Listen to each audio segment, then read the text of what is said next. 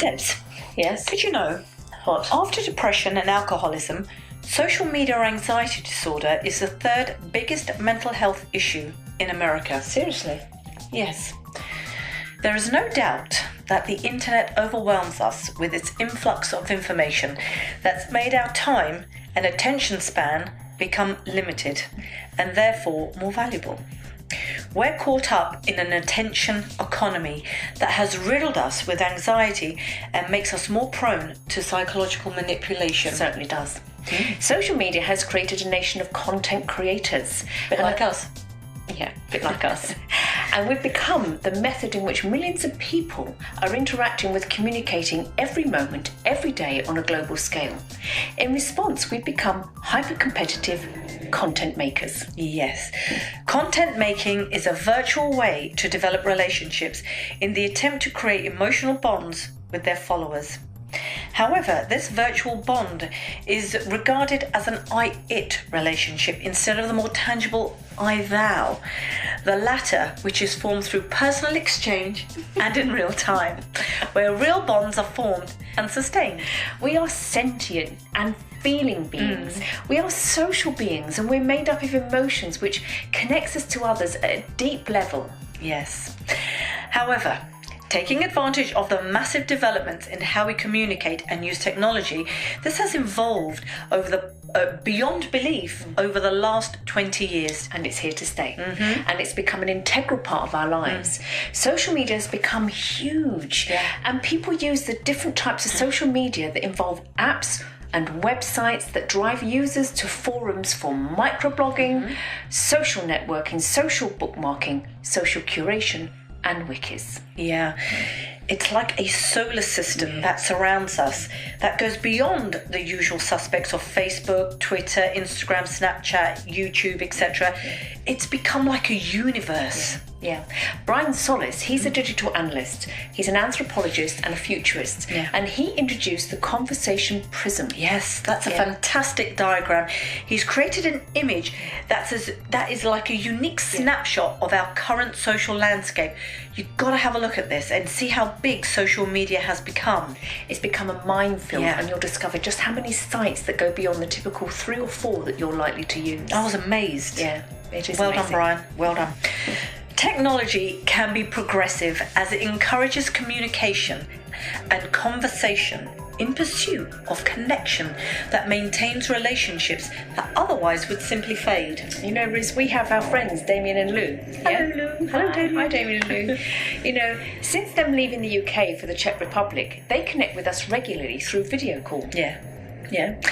Yeah, because if we didn't have that technology, we'd probably eventually lose that bond we once had, and our friendship would certainly dissolve. You know what? Because life moves on, and we're busy, and they're busy, and we attend to our immediate lives. And the fact that they can connect with us during our busy lives keeps us connected and keeps that bond. Yeah. This is the positive and the progressive side of how technological relationships ensure consistency. But technology can also be regressive. It is particularly difficult to meet new people using technology alone because we have not created a human bond in person-to-person I-thou interaction. Well, Debs, the lack of the I-thou connection fails to pick up on the nuances such as facial expression, tone of voice, and other non-verbal signals. And therefore, it creates an I-it or one-dimensional relationship. People can become nasty when using social media, and it's exacerbated by hiding behind devices so they can vent and just rant and antagonise in ways they wouldn't if they were in real company of others. Well, you know what, Debs? It's recorded that 70% of responses to posts are generally negative reactions. This is people projecting their shadow aspects, the parts of themselves that they unconsciously do not like and accept. Yeah. People expressing their opinion, whether it's about trivial topics or real important issues, disregarding the impact and effect it has on others. You know, there's little effort in the independent research to back up their comments and their thoughts, their feelings, and even their pre-existing beliefs. Yeah. People say what they want without thinking. Yeah, they do. Emotions seem to trump logic, and critical thinking and any form of structured debate is given a back seat. Yeah, absolutely.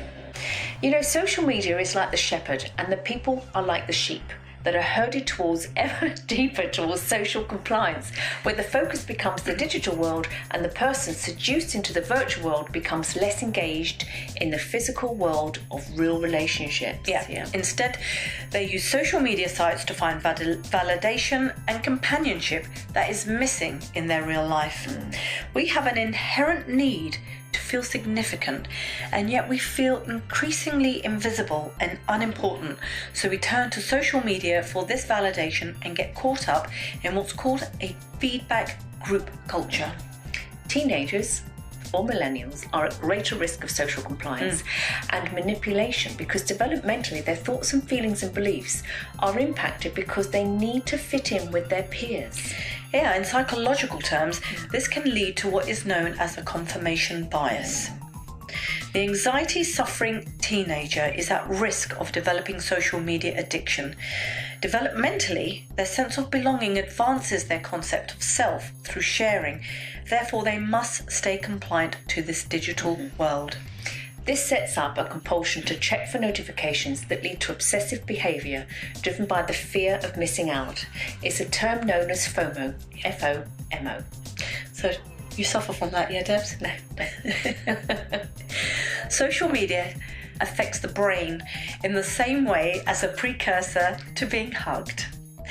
It's fair to say that social media triggers dopamine that herds people to spend extensive time on social media sites with the expectation of likes and notifications and a compulsion to check everything at any spare moment.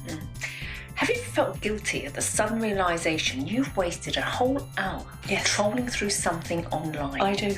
Yeah. All the time. And at the very least, we could describe this as being obsessed. But what develops is an addiction which also can lead to spending money vicariously. That's something that you do, don't you? Sometimes. Our phones are becoming integrated with our body, just as wearing a watch or glasses. Mine, because I wouldn't be able to see otherwise. You notice this when you take them off because your body has become familiar with the object. To be without your phone triggers anxiety-related neurotransmitters in the brain that alerts us to obsessively check our device. The compulsion to be attached to our phones creates a phantom vibration syndrome, and this is when you think your phone is ringing or vibrating, when in truth, it's not. You suffer from that big time. No, I don't. We need to find solutions to this dilemma, which is creating anxiety, depression, and other mental health related symptoms that social media, and in particular social networking, is responsible for. Social media addiction is still in its infancy, by surprise, and if we continue to stay alert to the addictive patterns that prevail us, we stand a very good chance of containing the addictive grip our devices have on us and our children. And proactive parenting is a choice. It requires great personal discipline if we are to implement firm and effective boundaries with our children. We need to be careful using devices as an easy option childminder that can turn any loving parent into a lazy one. So adults in care of their children and young people, they have a fundamental responsibility to become active mentors, socializing their children in the real world with real-time experiences without the constant use of technology. Ironically, here we are using the very medium we warn about. But let's experiment with some group feedback culture. We invite you to comment below and offer solutions to the nation's dilemma of this increasing popular medium on ways to create moderation, balance, and to lower anxiety. Well done, Debs. Well, you will not know how addicted you are to your smart device until you don't have it. Really? Well, maybe I'll give it a go to be without it. Well, that was a couple of grand down the drain. I hope you've got Apple Care. I know.